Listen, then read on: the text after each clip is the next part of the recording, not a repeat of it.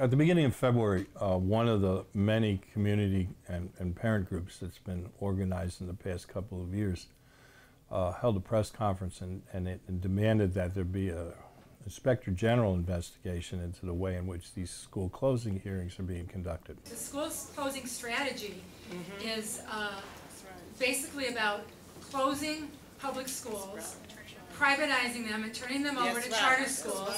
And this community engagement process that they're running is basically trying to get parents to feel they're being engaged when they're throwing us under a bus. That's right. That's right. So we don't believe, like you've heard, we don't believe a word they're saying, and we don't believe these schools are going to just sit here. But I would say, if you listen to what they say, every day they say something new. That's right. One day they say, oh, well, no, we won't let those schools just sit there unused and eyesores for the community, but we're not turning them over to charter schools, and we're not going to demolish them. What are they going to do? That's right. They've not answered that. That's because they don't want to tell the real answer. They don't want to tell the truth, which is they're closing these schools so that sometime down the line they can hand them over to charter schools. That's right. Fundamentally, Parents for Teachers and others are asking that there be an Inspector General investigation of this entire orchestration of the school closing lies. And that's the only way to describe what the Emanuel administration is doing through its proxies at the Board of Education. Every single thing that's being done in the school closing fight this winter in Chicago is based on phony use of numbers and data.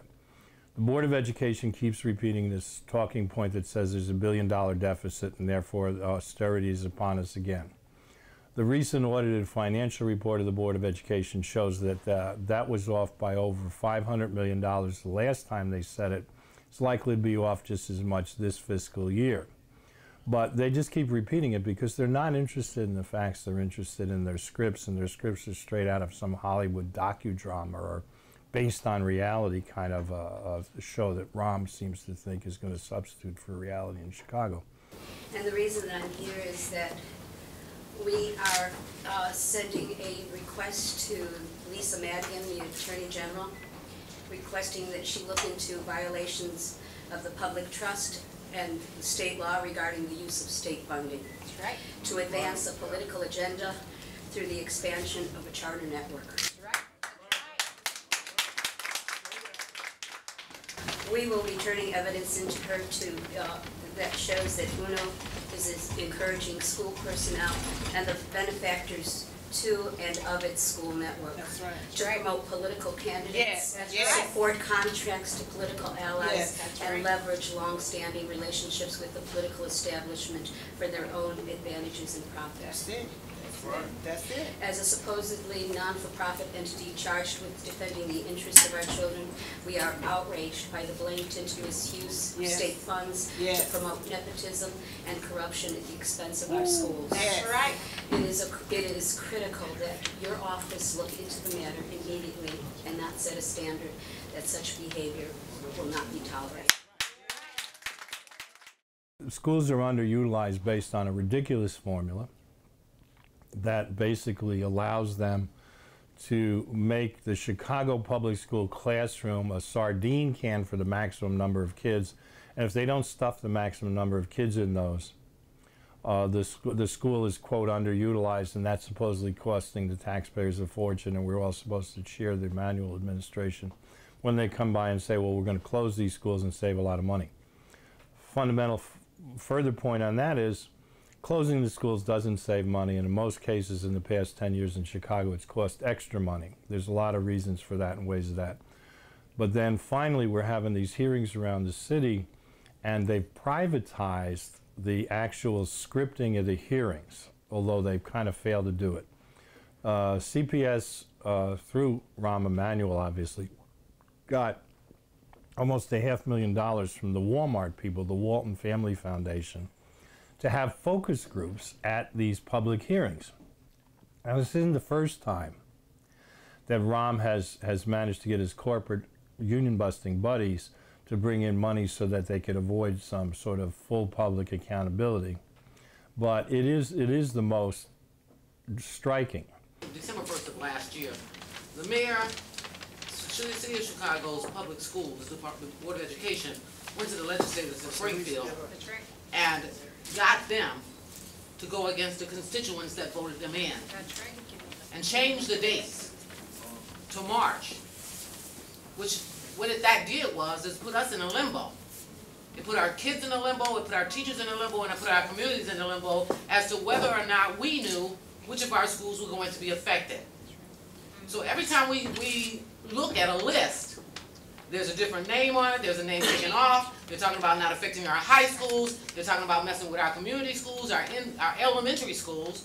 So the list changes every day. That's right. When you start looking at what the commissioners say and what they say, it's a lie. Yes.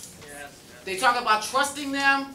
We can't trust anything they say. That's right.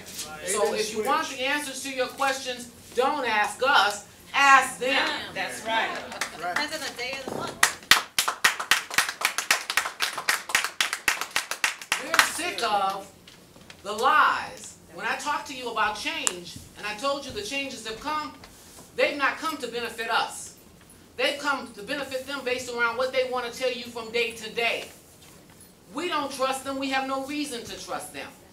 That's right. If Barbara Byrd Bennett says to us, trust her, her trust level went out the door when she lobbied to change the law. That's right.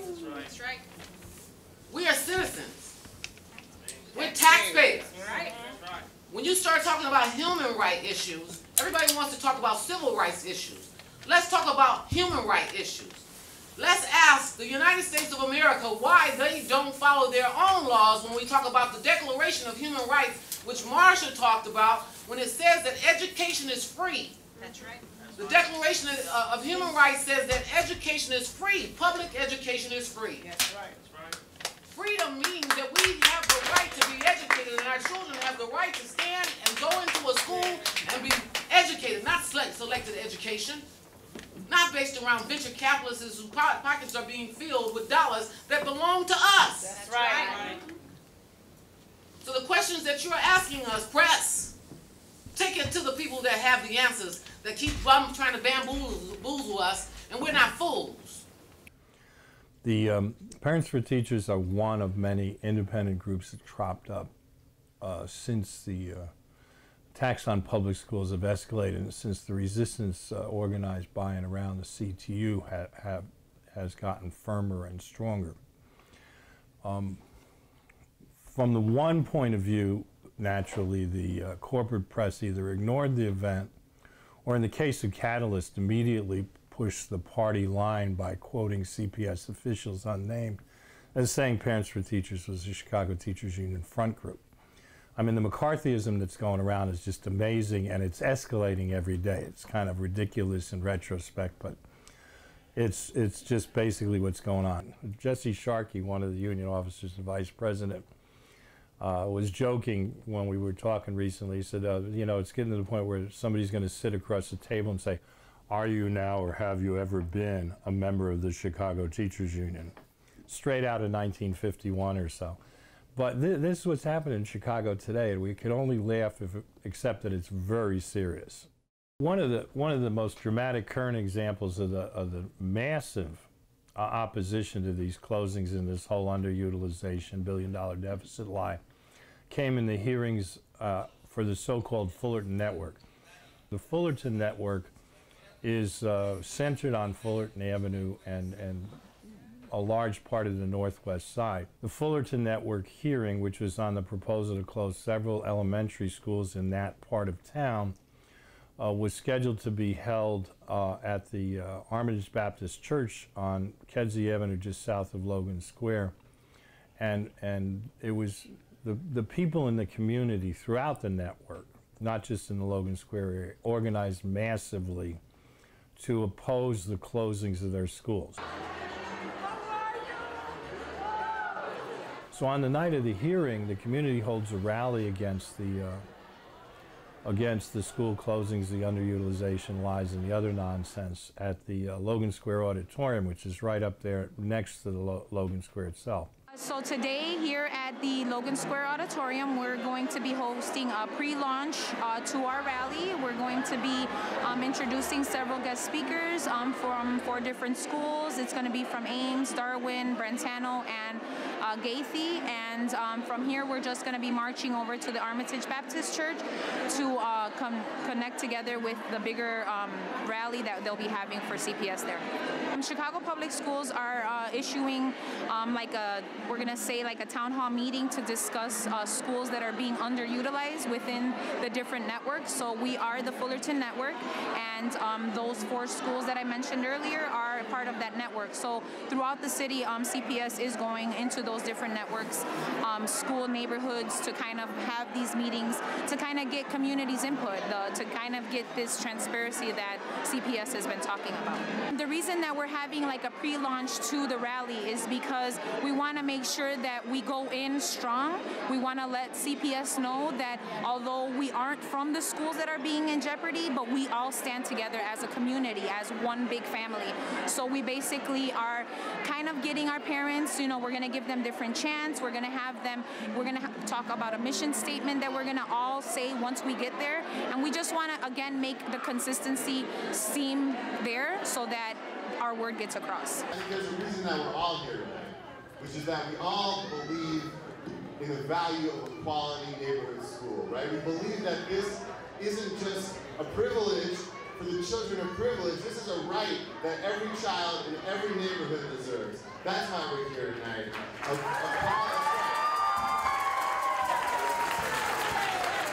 quality public school is the foundation of a loving and strong community. And I believe, and I hope that you all believe too, that that's something that's worth fighting for. Is that worth fighting for? And then the people from the rally, at least 1,000 strong, we had 2 reporters who counted it that many, marched down to the Armitage Baptist Church where the actual hearing is going to be held by CPS. This huge crowd of people on a very cold and windy night marched down from their rally to the hearing and are told they can't get in.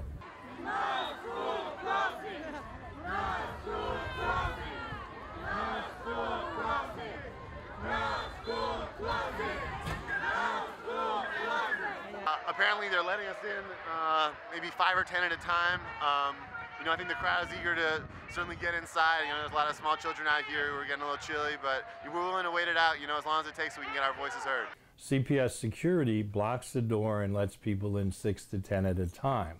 Well, it's about 30 degrees out. I know there's been a large group of people out here since like 5:30. They're not opening the doors till 6:30. Now that they're finally opening the doors, they're letting in people in small groups at a time.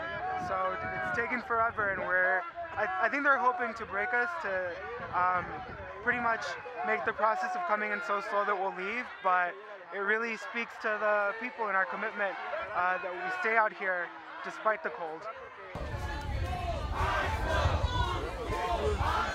That sort of started to end, according to our reporters, when some state officials showed up, and elected officials, and finally everybody's allowed in. Then the hearing begins to take place, and of course during the hearing it's a massive outpouring of parent, student, and teacher opposition to the proposed changes in the Fullerton Network schools, interspersed with a struggle with the Board of Education's officials who are trying to funnel and channel these people into these Walmart classrooms where they get the official dog and pony show. So for the entire night, there was this literal back and forth struggle, first at the door and then inside, to let democracy happen.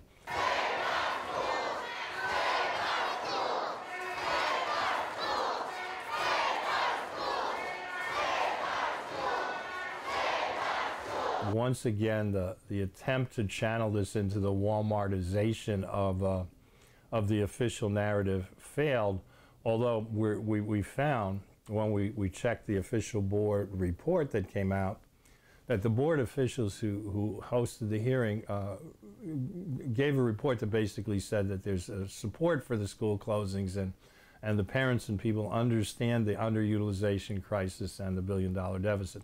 That's an absolute lie. And some of us have been joking since then, and the community leaders too, that the board has already written the reports on these hearings before the hearings are held, because that's the way you do things when your scripting is done by Rahm Emanuel's Hollywood press crew and people like that. The public schools of Chicago are now divided into so-called networks, which are basically sub-districts in any sane school system, large or small, in the United States. But in Chicago, they're now called networks, and they have these sort of Narnia-like Hollywood designators that nobody in Chicago would have called anything. The Northwest side, where I live and where my sons attend school, we're in the O'Hare network. Nobody ever thought of Portage Park, Jefferson Park in this part of town as O'Hare until some elf or hobbit at CPS decided that that's what they'd call us. And as you go south, you get the same ridiculous designators all the way out to the Skyway Network, which of course is adjacent to the fully privatized Chicago Skyway. Maybe that was one of the fantasies that Rahm Emanuel's scriptwriters had when they named that network. That's the southeast side of the city, adjacent to Indiana, but coming north into the area called South Shore. Hello, my name is Natasha Dunn, and I am the local school council community representative for Isabella O'Keefe. And I was wondering if you remember me from the last meeting. If not, I brought some more people with me this time to represent Isabella O'Keefe. See, I came last time by myself, and I was so sincere that I wanted to make sure that the voices were heard. I am a community member. My children do not attend this school, but I am very proud of my community, South Shore. I've been a resident for 37 years. I was born and raised, and it is appalling that you all are considering closing our schools. I was so serious that I knocked on doors. I talked to the community. I made phone calls. This is serious business. And let me tell you something, this number is going to be bigger next time. See, at O'Keefe, we don't give up. And we're not going to beg you to keep our school open, because we know that our school is going to stay open. And we're going to do what it takes. Like I said, these people here, it's going to triple, quadruple, and then some. Just so you know. Thank you.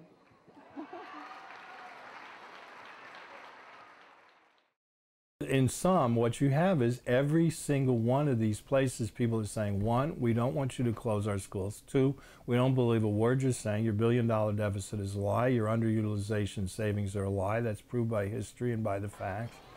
And then three, we know the schools that are really good right now for our children. We want those schools to stay open. And we're not going to let you grab that building and give it to some privatizer. And that's where things are across the south side and up into the west side, and generally across the entire city.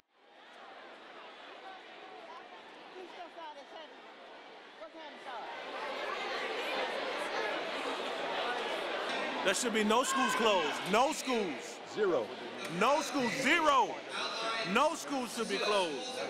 The education in the community is essential for our kids. Yes. I have 3 younger siblings going to Lower Ward, and they are devastated to hear that their school will be closing soon. They are learning so much at Lower Ward, so why take them out of their environment and put them in another one? 3% of the boys that graduate out of this system get a college degree. So 97% of our children, our black boys, are without college degrees. Something is wrong with that. We want to create a system that allows our children to be successful, because they're building penitentiaries left and right for our kids, and it ain't right. My name is Tazar Green, and I am the LSC chair at Delano Elementary School. This has gone far enough. We as parents must stand up and be heard. We as taxpayers must realize that the CPS board is here to serve us and not us serving them. Delano is located on Pulaski and Adams, which sits between 3 different gang territories. We cannot risk the life or bodily harm of any of our students. If anything happens to any student, we will hold CPS responsible. I think CPS is aware that every time one school closes, a charter school will try to obtain that building. Therefore, charter schools are increasing and continuing to impact CPS.